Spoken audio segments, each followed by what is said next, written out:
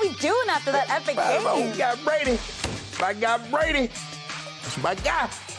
Look, I know my team lost last night. Yeah. But how about them Cowboys? You lost. Oh, talk about a moral victory. That was the all-timest moral victory ever played by any team in the history of sports. Not in pro sports. You don't get moral victories in pro They sports. won, but they lost. No, they didn't. Yes, they did. Let's talk about it. Now, Shannon, you said it'd be a blowout. So how much better were the Cowboys than you expected? They were a little better than I thought they would be, Skip. A little better. They were a little better than I thought You said it'd be a blowout. But here's the thing. The Bucs defense was worse than you thought also. No, don't do that. Considering what they did to Patrick Mahomes in the Super Bowl, considering what they did to Aaron Rodgers in Lambeau Field, if you thought that was the same defense that showed up last night, you're fooling yourself. So don't do that, Skip. The Cowboys are a little better. Did you think they were going to get 4 turnovers? You didn't mention anything about turnovers all week. I told you the defense would be at least 50% better than it was last year, which is a lot better. So you expected 4 turnovers? They're getting contagious with that. They started doing it at the end of last year. The game had... You got to turn. I mean, Rojo better be careful, or he gonna find himself on the street. Because it seems to me every time he gets to the ball game, he does that. Remember in the Giants game, Skip, he did that, and it was a couple of weeks before he got back into the ball game. He has a history of putting the ball, and that drives Tom Brady crazy. Mistakes drive them crazy. And Leonard Fournette came in the next series and right off his hand. And the only reason he didn't get benched because they had already benched Rojo. I don't think Vaughn was active, and they got Giovanni Bernard, so they couldn't bench everybody. So Bernard came in on the last drive, Skip. But give Dallas credit. D-Law did a great job of punching the ball out, and that seemed to have given them life because they went in and scored a touchdown. And on the very next possession, Tampa throws the ball. Leonard Fournette, he's got it lined up dead to right. The only guys out there is Diggs, and he has 2 offensive linemen. So Leonard Fournette might run for a while, but it caroms off his hand. Diggs is right there. Godwin is about to get the ball. They're about to get the ball to the 2-yard line. Going to punch it in, up by 9 with 2 minutes to go, and boom, fumble the ball. Give Dallas credit. I don't even count that second interception that he threw, Skip. I will always commend a quarterback if at the end of the half he attempts to throw the Hail Mary, Skip, and it gets picked.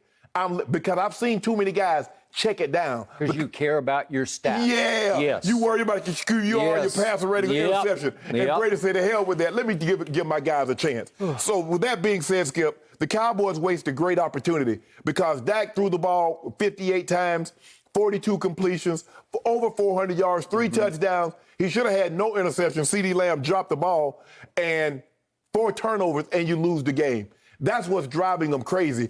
I don't know how much better we can play defensively when we take the ball away like we did. How much better can Dak play offensively? 400 yards. Really should have had no turnovers. Offensive line did a very good job. Because what they were doing, Skip, the Bucs were blitzing, and the Cowboys did a great job of picking it up, but guys were just wide open. And Dak was just dumping it to him, just playing pitch and catch. Todd Bowles in the second half said, nah, guys, let's just back up. Let's just play coverage. Let's try to make him fit the ball in the tight windows. But I'm going to give him credit, Skip. The Cowboys look better than I thought they would offensively and defensively. Special teams, Skip. You see, they ran one deep back in your territory, got it called back. Mickens took it back again. Zerline shanked 2, and he missed a PAT. Or who knows, you probably would have won this game. But at the end of the day, I said all that. You lost. You lost. 0-1. So right now you're at the bottom of the division. Somebody going to be in first place in that division, and it won't be the Cowboys after week 1. 17 games. I'm talking about this game. We'll talk about the 17. Tell me when you are finished, You take it away. You can take it away. It's your Thank you. Finally, here we go. I'm about to unleash on you, my friend. First of all, I will step back for 1 second and say that was an all-time classic opening night in which we saw 2 quarterbacks match throw for great clutch late throw. Back and forth and back and forth. It was rich. It was complex. It was edge of seat until the final swing of the leg from Ryan Suckup. A walk-off field goal to win it for the GOAT. And it was such a classic that I will be the first to admit I barely slept last night. I don't know about you, but I need some Visine because I just couldn't go to sleep. I slept well. Did you? Yeah, on my Tom Brady pillow. Yeah. the quarterback you hate and the team you hate even more. And you lost both ways last night because, to me, my final takeaway from that game was both teams won the game. No, they did. You, my friend, are going to be in for a very long year, starting with my Cowboys and finishing with Tom Brady and the Buccaneers. Because my Cowboys announced to the NFL world last night they are going to be a force to be reckoned with this year, not just in the East, but I think in the NFC. I predicted yesterday on this show that they would go 12-5 and run away with the East, and I think I might have undersold them. I think they might even be better than that. I saw nothing but great from my team. I loved everything I saw about my team because in the end, it is no shame on the road to lose to the defending champs because the GOAT did what the GOAT always does. He is simply the clutchest performer in the history of sports, even beyond Michael Jeffrey Jordan, because Tom has done it so much longer than Jordan was able to do it. And right before your very eyes, he worked his magic again. You cannot obviously give Thomas Edward Patrick Brady the ball with 124 left and hope to survive. And they did not survive. But again, there's no shame in that because if there were ever a moral victory, it was that one for my Cowboys. You know it and I know it because they outplayed the Buccaneers in their stadium. No, I disagree with that. Well, they just did. They beat them in every way, shape, and form except on the scoreboard because one team has the GOAT and one team has a Dak Prescott who is back.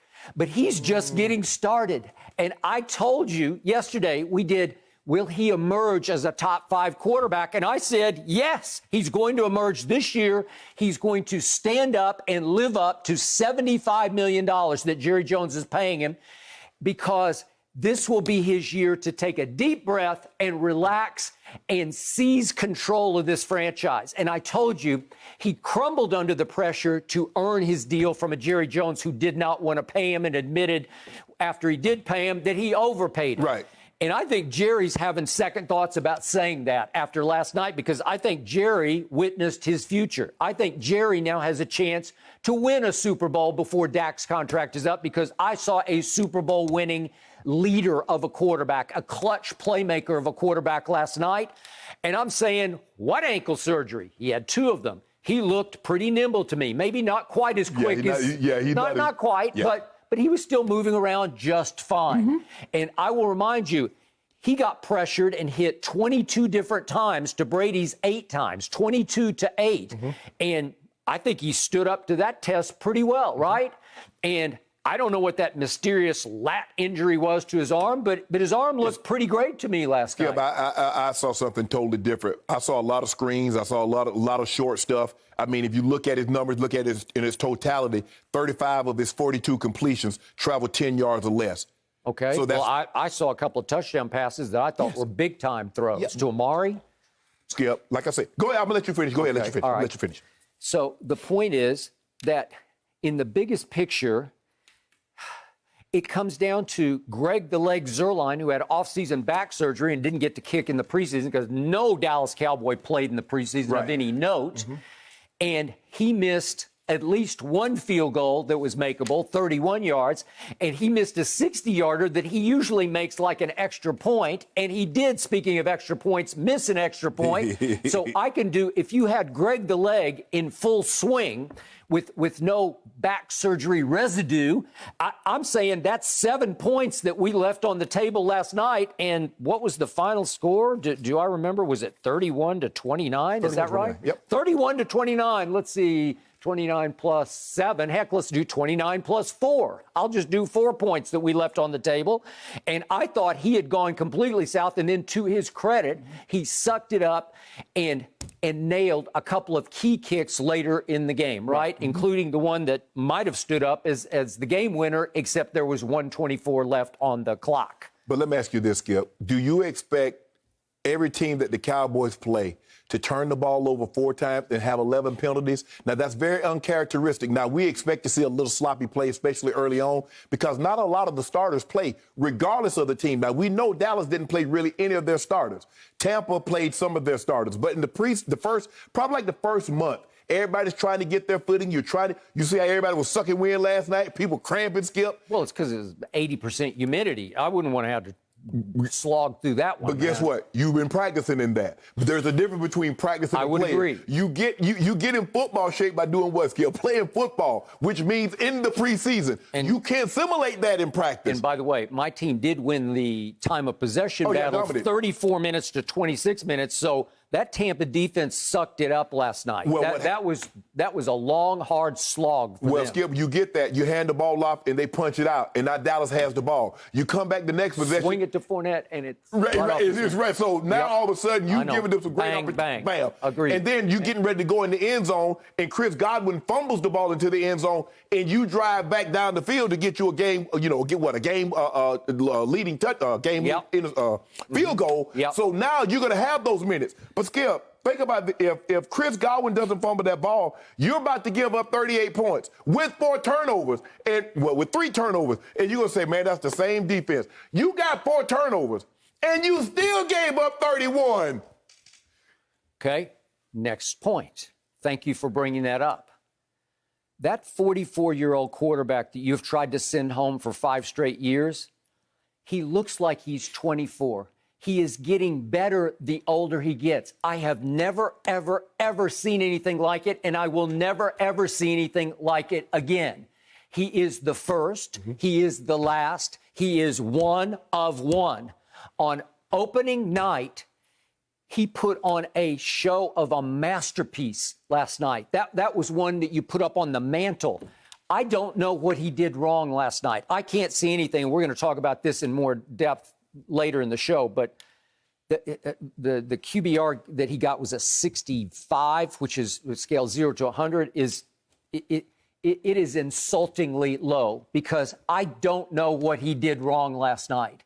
The 2 interceptions were not his fault. Right. You gave it up. The Hail Mary, you're just saying, I'm going to fling it, and it's a jump ball, and either Gronk's going to come down with it or one of their DBs is going to get it on a carom, and they got it on a carom, right? I live with that. I don't care. Okay, cancel that one out. And then the little flip is going to be a screen to Fournette. It looked like he was going to run forever. Yeah, he got 2 blockers with Diggs. Okay, and it just goes right off his hands. That is not Tom Brady's fault. Right. I'm not saying it was like a perfect pass, but it was good enough right there to catch it. Right? Leonard Fournette is not a natural catcher He of is the football. not a natural He's not catcher. Alvin Kamara. He's not Christian McCaffrey catching the football. Okay, and then I'm going to quote from my friend Jarrett Bell in today's USA Today. The Bucs had 4 turnovers, 11 penalties. That'll drive the GOAT crazy. And here's the key quote. At least a half dozen dropped passes. A half dozen dropped passes? Well, the GOAT was the GOAT like all time. I don't know that you've ever seen him play a better regular season game than Skip, this. you saw the one Godwin drop. Yeah, okay. And that was a more difficult catch than the one he caught in Green Bay. Skip, remember he was spinning around. He ended up catching it. If we could see that, that's late. That's with 5 minutes left in the game.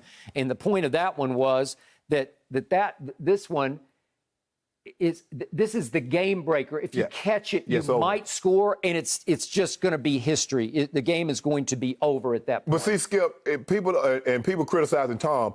Once he sees the coverage, he should start getting wide. Tom is throwing it over that shoulder to keep him away from the safety. Once he takes off, if he starts to get wide, now Tom can hit him up the rail. You know, honestly, I don't know that you can throw a better ball than that. Right. I just don't know. I know he had to reorient. He had to change direction. Yes, but you got to catch it still. Okay, it hit him right in the hands. Yes. So my point is, you did that one, and then if we see an earlier one to AB, these are both big third downs. These are both third down throws, and I'm saying, seriously, that happened? We've got the one. This is to AB early in the game when it's a 3rd and 5, and he hits him just in a hole in the zone, and this is a big play. This is going to be a big play, and AB, they could have gone and scored. They had to punt after that. Right? Okay, so there's another one. You're in field goal range at least. At least field goal range. But my point is, Jared Bell says by his eye test, at least a half dozen drops. Well, so you're up against the GOAT at his greatest. and a Tampa defense that pressured Dak 22 times to Brady's 8. And remember, I'm playing with no Zach Martin. He is, to me, my best offensive lineman because he's a little bit younger and still stronger than Ty Smith, who played very well last night, or Lyle Collins, who stuck it out, made it through the whole game and played pretty well. And my two younger guards played okay. The two Connors played okay, except Connor Williams had a huge late holding penalty. That was another one that they didn't call. I agree. but he's trying to block Vita Vea, and Vita Vea just runs him over. I mean, it's a mismatch of size because Connor Williams is an undersized guard to start with, and he just gets bulldozed. Yeah, that's exactly what happened. He just got bulldozed. All right, so my point is, you're up against a defense that is just nasty, that at the end of the year last year was playing at the highest level of any defense.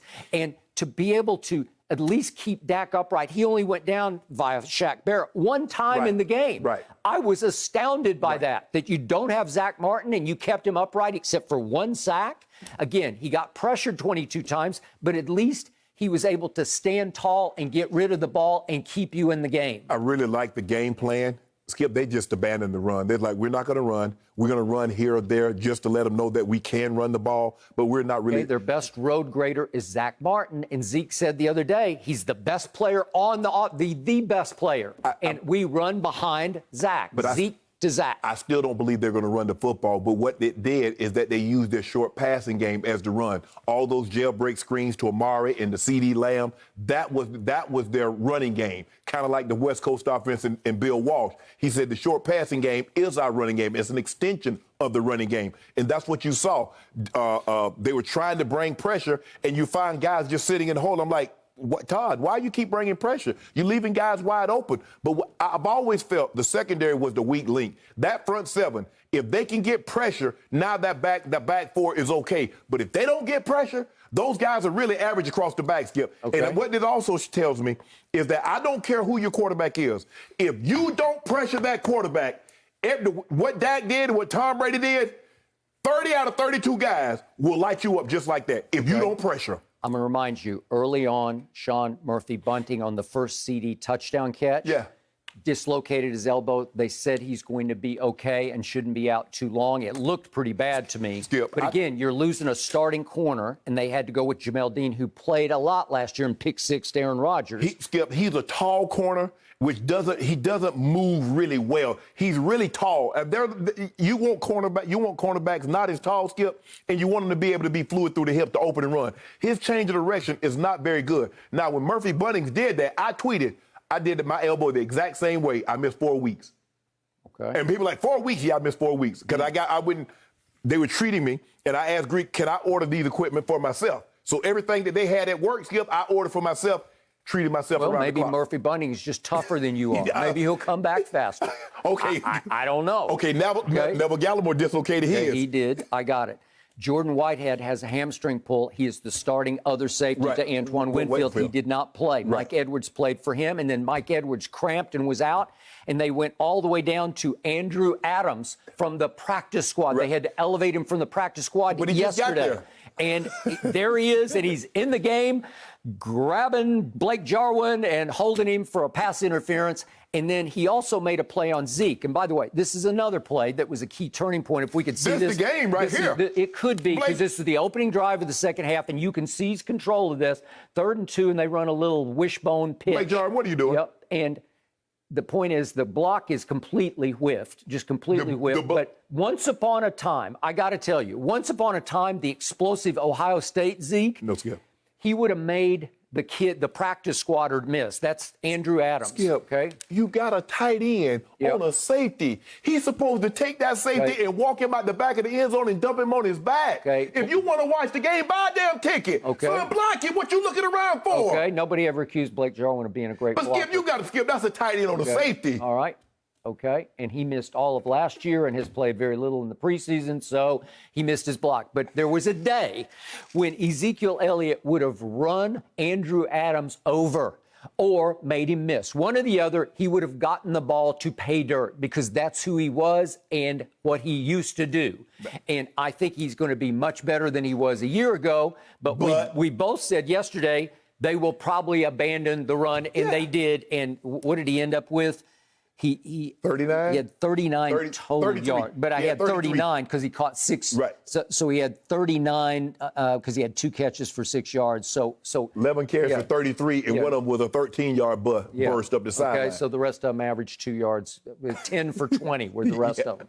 Okay, so he was little to no factor. But you want to talk about blitz pickup last night? He was jacking people up, including Devin White. One time he just rocked Devin White. And that's what I tell you. But what did he do, Skip? He closed the distance. He saw where he was. He said, I'm going to meet you in the hole. You let that guy get a head start, and you try to sit back there, he's going to sit you in Dak Prescott's lap. Okay. Zeke is unbelievable at blitz pickup. Maybe at the top of the list. Yeah, there's not very many better than he is at this. Emmitt Smith used to be the same, and he's right there with Emmitt Smith. But that's want to, Skip. Okay, so now my man CeeDee Lamb, I have predicted he will emerge as a star this year, and he had star catches last night and unstar drops last night. Because early on, he dropped 2 in the first series. I thought one was underthrown a little bit, but you got to go down and catch it. It's just a very catchable ball. He didn't quite get any mustard. You got to catch that. If you're the guy I think you are, you got to catch it. And then on the next play, you really got to catch that one. Yeah, you got to catch. Okay, and then he had the throw over the middle in traffic, and I know it's crazy in there, and a lot of bodies flying, but it was a rocket shot. You know what's about to happen, Skip. Okay, you can't tell me this ball didn't have some stuff on it, some juice on it. I thought that was Dak's best throw of the night, Skip. It was his best throw of the night in between 3 Buccaneers. That is a dangerous ball, and CD couldn't quite hang on.